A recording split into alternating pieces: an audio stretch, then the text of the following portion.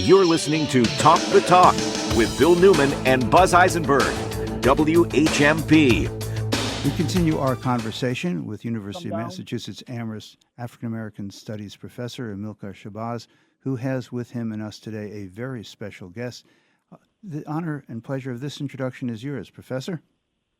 Well, I thank you so much. I have been knowing Dr. Jehann El-bisi for about a decade now.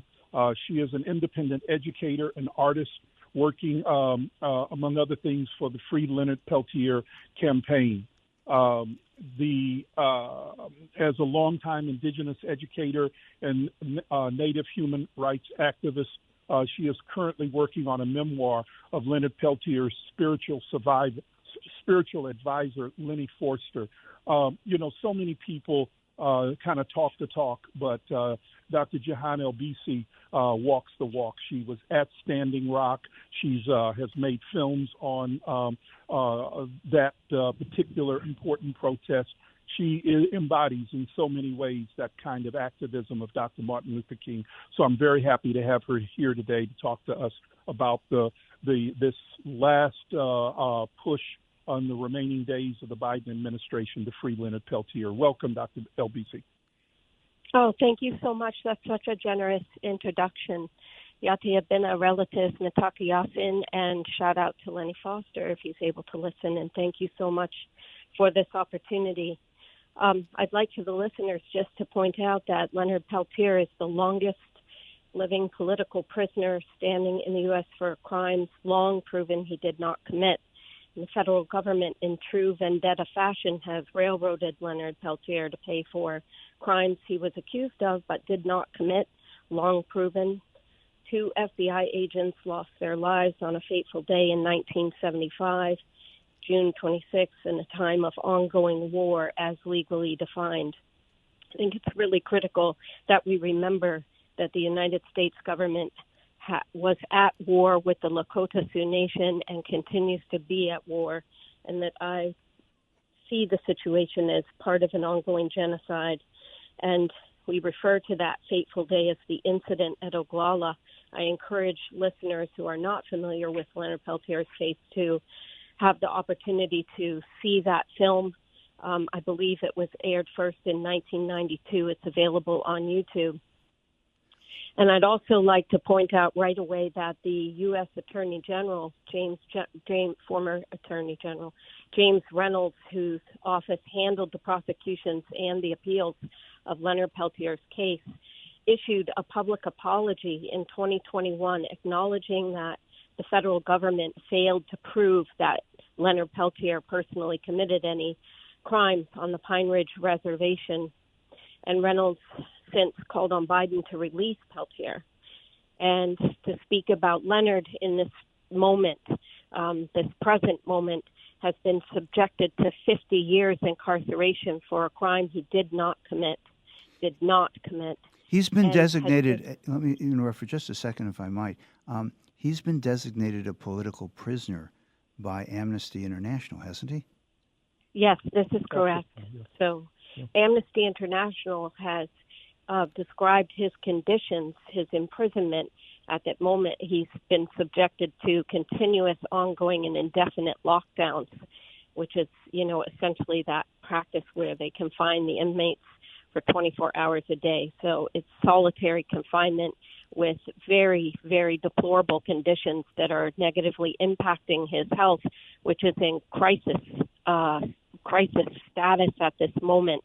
He suffers from diabetes, kidney failure. He's experiencing blindness. He's in a wheelchair. And, to recognize that we're in this quite despicable, in my opinion, political climate, we have an opportunity. The Pope has called to release Leonard Peltier.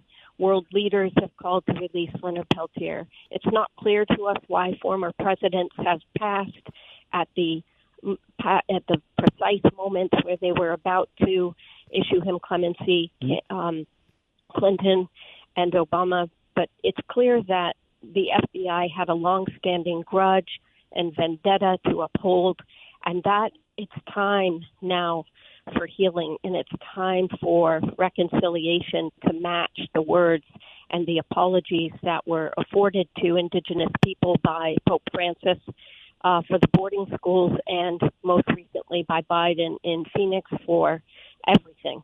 And so an apology is one thing, but for Biden to actually now act on that apology and issue immediate clemency for Leonard Peltier, who has been illegally detained.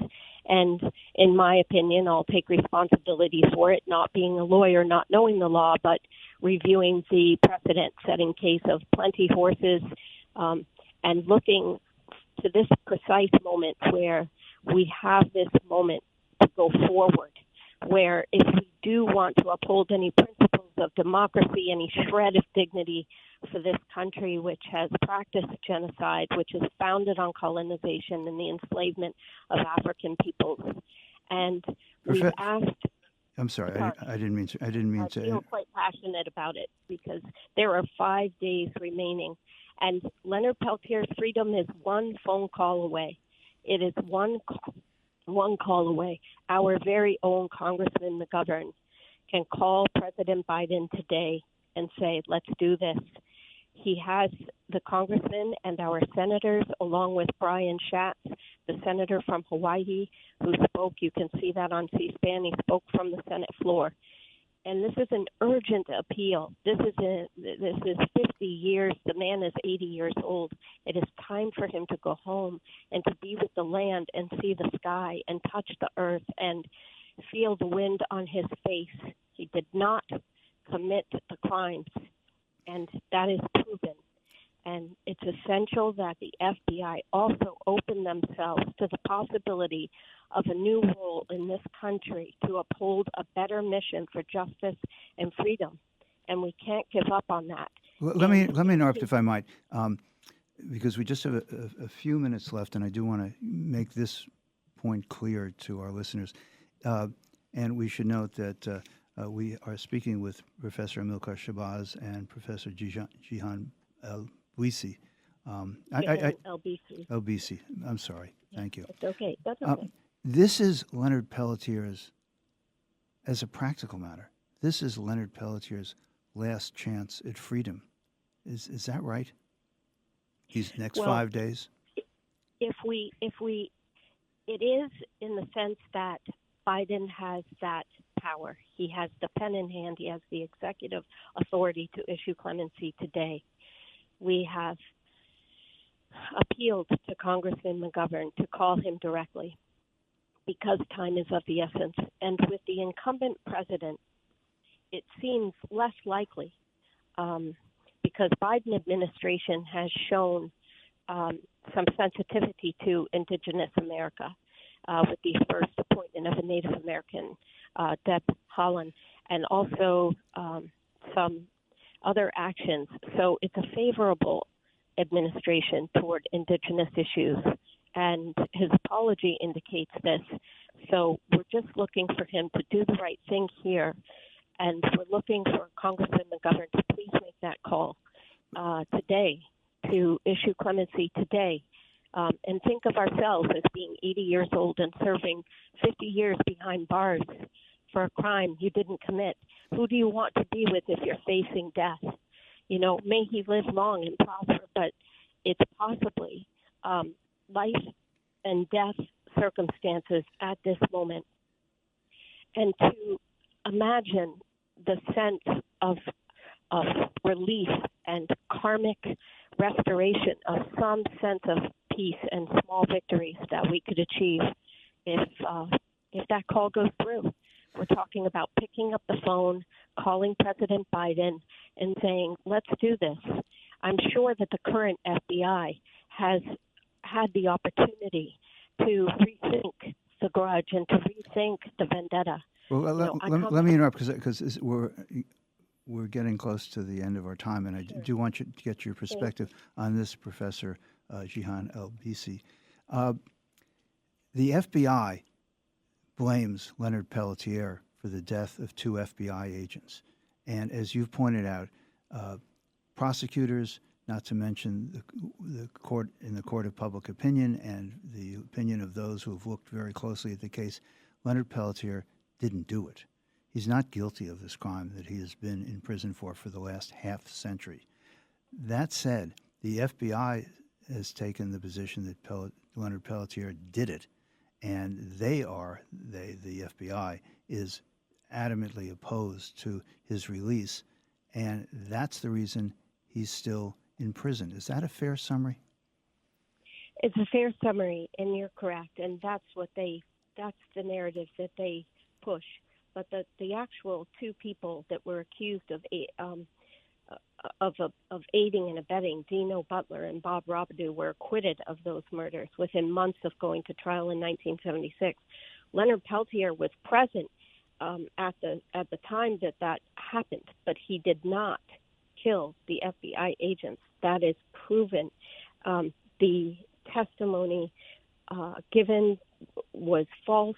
It was all based on false narratives and the coercion of witnesses to present false evidence, who later recanted their statements. They were interrogated and coerced into giving false testimony.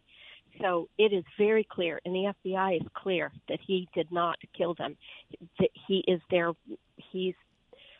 the one that they decided to send to prison. So let me ask you this: there are a few days left in the Biden administration. What do you want listeners to do? Listeners could call the White House, and they can also possibly reach out to, if they're moved by this and they realize that time is of the essence, they could themselves call Congressman McGovern's office, even Northampton or D.C. office. They have a Native American staffer, chief of staff. They can speak with him. I think that it's time that they realize that there are lots of people who are sensitive and aware of time on the clock being short. And Biden could walk away from his presidency with a legacy of reconciliatory action for Indigenous Americans, in right relationship to restore some integrity to our, fleeting democracy, if we can call it such at this time. And is there a group that individuals can get in touch with who are? Yes. Okay. Yes. Tell us about that, if you would.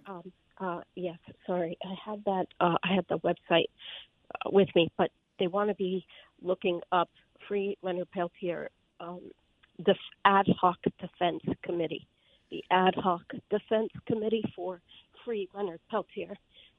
Well, and I thank you so much for the opportunity to share the extraordinary opportunity for a miracle to be performed by our standing president. And thank you, Professor, for being such a strong advocate of this injustice being remedied. But I just wanted to turn, in the couple minutes we have left, to Professor Shabazz. On the 20th, we are going to see someone who is equated by many with white supremacy on Martin Luther King Day take the oath as President of the United States. I have to know your thoughts. Oh, I'm sorry. I thought you were directing Professor Amilcar Shabazz. I'm sorry. Yes, I thought so, yes.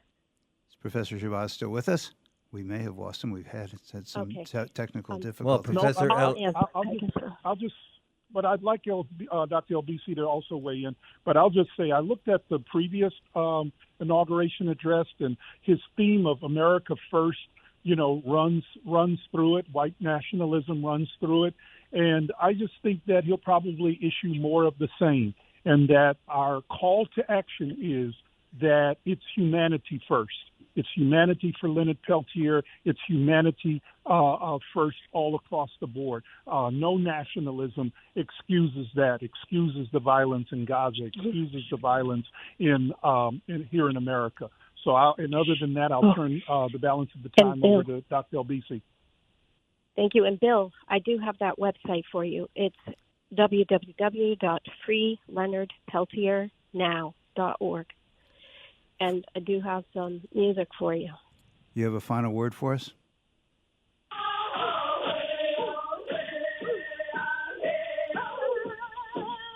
Ahime. Ahine, Dr. El-bisi. Thank you so much. Free Leonard Peltier. Thank you, Professor Jehann El-bisi and Professor Amilcar Shabazz. You're listening to Talk the Talk with Bill Newman and Buzz Eisenberg.